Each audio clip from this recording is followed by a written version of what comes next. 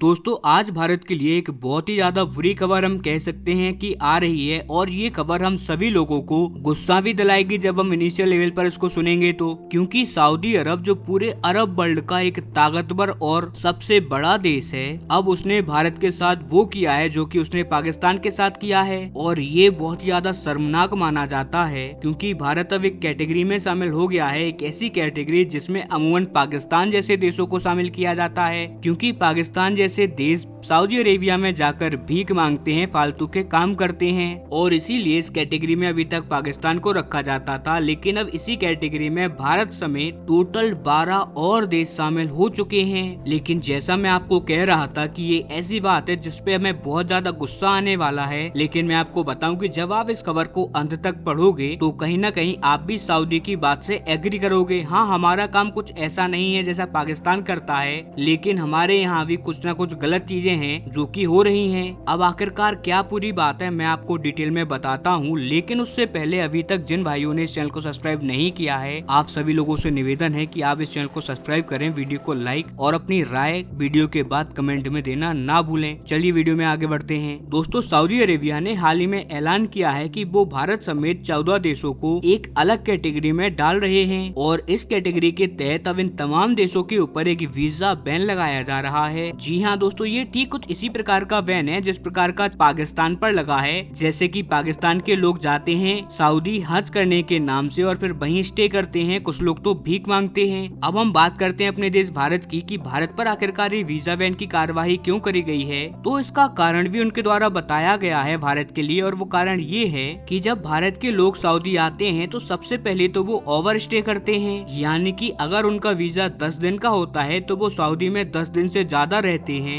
इसके अलावा वो अपने वीजा का इस्तेमाल भी गलत तरीके से करते हैं। दरअसल भले ही आप सऊदी अरेबिया में काम करते हो या बिजनेस करते हो या फिर आप वहाँ पर टूरिस्ट यानी कि घूमने के लिए गए हो, तो ऐसा नहीं होता कि आपने मुंह उठाया और आप हज करने के लिए चले जाओ। दरअसल आप चाहे वहाँ पर रहते हो या ना रहते हो, लेकिन वहाँ पर हज जाने के लिए रजिस्ट्रेशन करना कंपलसरी होता है, क्योंकि हर देश का एक कोटा होता है कि फलाने देश के सिर्फ इतने आदमी एक साल में यहाँ पर आएंगे। और यहाँ पर ये जो कोटा दिया जाता है उसका मतलब ये नहीं है कि सऊदी अरेबिया अपना दादागिरी कर रहा हो कि यार हमारी मर्जी के बिना यहाँ कोई नहीं आएगा, ऐसा जरा भी नहीं होता। ये होता है सेफ्टी पर्पज से, क्योंकि ये कोटा सिस्टम से पहले हज में बहुत ज्यादा भीड़ हो जाया करती थी और वहाँ पर बहुत ज्यादा भगदड़ मचती थी, जिससे कि बहुत ज्यादा लोगों की जान भी जाती थी। और जिस जगह पर ये हज करी जाती है यानी कि वो स्थल जो कि मुसलमान भाइयों का बहुत ही ज्यादा पवित्र स्थल माना जाता है, उसको भी डैमेज पहुँचता था। ऐसे में उस स्थान की सेफ्टी के लिए और आप लोगों की सेफ्टी के लिए, यानी कि जो लोग हज करने जाते हैं उनकी सेफ्टी के लिए यहाँ पर ये कोटा सिस्टम को इंट्रोड्यूस किया गया है। लेकिन कई ऐसे लोग हैं जो कि भारत से काम करने के लिए या बिजनेस करने के लिए चले जाते हैं, यहाँ तक कि बहुत सारे लोग अपने फैमिली के साथ घूमने जाते हैं। अब ऐसे में वो लोग करते क्या हैं कि बिना किसी रजिस्ट्रेशन के वो लोग हज करने पहुँच जाते हैं, और उससे होता ये है कि इतनी भीड़ हो जाती है कि वहाँ पर दुर्घटना घटने की संभावनाएं बढ़ जाती हैं। आपको याद होगा कि अब से 2 साल पहले दुर्घटना हो भी गई थी जिसमें 2 दर्जन से ज्यादा लोग मारे गए थे। अब इसी वजह से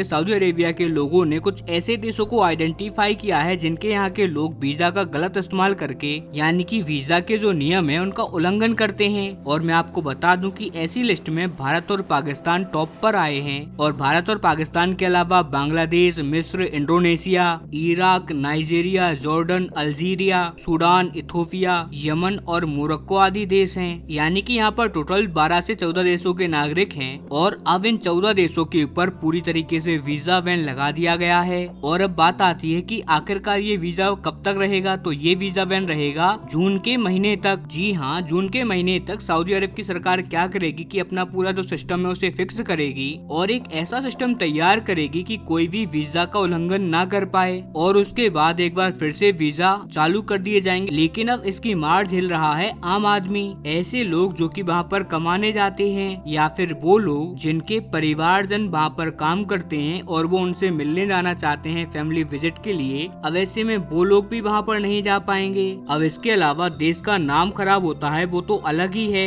इसके अलावा हमारे पासपोर्ट पर भी फर्क पड़ेगा कि सऊदी अरब जैसे एक देश ने भारत को बैन कर दिया था कुछ महीनों के लिए। इसीलिए मेरे अनुसार अब हमारी सरकार को इसके ऊपर कोई संज्ञान लेना चाहिए चाहिए, क्योंकि ये मात्र सऊदी अरेबिया ने अभी स्टार्ट किया है, लेकिन पूरी दुनिया भर में ऐसी घटनाएं निकलकर सामने आती हैं जिसके अंदर भारतीय लोग वहां पर पर्यटक बनकर जाते हैं और स्थानीय लोगों के साथ दुर्व्यवहार करते हैं। यहाँ तक कि चोरी तक की घटनाएं निकलकर सामने आ चुकी हैं कि भारतीय लोग होटल में चोरी करते हुए पाए गए। अब कहीं ना कहीं भारत सरकार को ऐसे लोगों पर कड़ा एक्शन लेना चाहिए और ऐसे लोगों के पासपोर्ट तक रद्द कर देने चाहिए। खैर, इस सब पर आपका क्या मानना है? आपकी राय कमेंट में देना ना भूलें।